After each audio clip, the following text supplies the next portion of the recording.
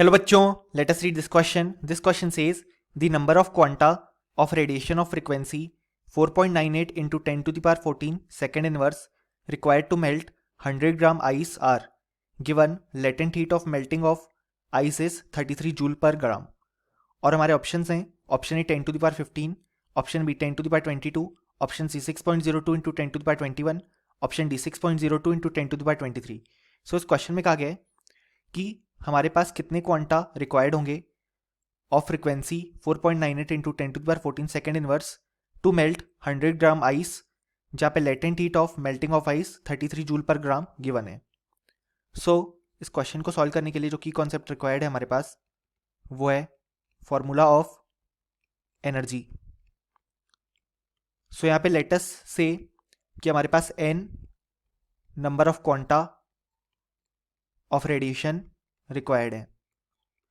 सो उनके करस्पॉन्डिंग जो एनर्जी आ जाएगी वो आ जाएगी NH न्यू, क्योंकि हम जानते हैं एक क्वांटा के लिए एनर्जी होती है H न्यू. सो n क्वांटा के लिए हो जाएगी NH न्यू, जिसको अगर हम सॉल्व करें तो हो जाएगा n into 6.626 multiplied by 10 to the power -34 joule second, जो कि प्लैंक्स कांस्टेंट की वैल्यू है, multiplied by 4.98 into 10 to the power 14 second inverse. और यहाँ पे हमारे पास हमें मेल्ट करना है 100 ग्राम आइस को. सो उसके लिए जो एनर्जी रिक्वायर्ड होगी वो हो जाएगी यहाँ पे ml, जहाँ पे m है मास, जो कि हो जाएगा 100/1000 किलोग्राम,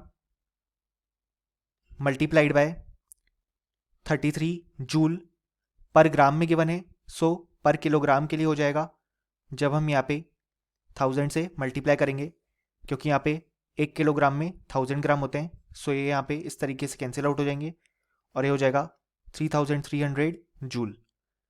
सो अब यहाँ पे मेल्ट कर रहे हैं हम, तो दोनों के लिए जो एनर्जी रिक्वायरमेंट होगी वो इक्वल हम कर देंगे, तो फिर हमें n की वैल्यू पता पड़ जाएगी.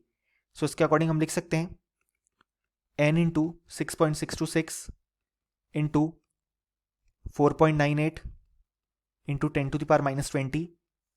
हमने यहाँ पे इन दोनों को सॉल्व कर लिया. ये हो जाएगा इक्वल टू 3300 जूल, और यहाँ पे भी जूल थी unit. So joule cancel out हो जाएगी और n की वैल्यू आ जाएगी हमारे पास 33 multiplied by 10 square upon 6.626 into 4.98 into 10 to the power -20, जिसको अगर हम सॉल्व करें तो n की वैल्यू आ जाएगी हमारे पास 1 इंटू 10 टू द पावर 22, यानी कि बेसिकली n की वैल्यू आ गई 10 टू द पावर 22. सो इतने क्वांटा हमारे पास रिक्वायर्ड होंगे. सो इसके अकॉर्डिंग जो करेक्ट ऑप्शन हो जाएगा वो हो जाएगा option B 10 to the power 22, और option A C and D incorrect हो जाएंगे. सो फाइनली हमें लिख सकते हैं कि इस क्वेश्चन के लिए जो हमारे पास करेक्ट आंसर आ गया वो आ गया option B. Hope you understood it well. Best of luck.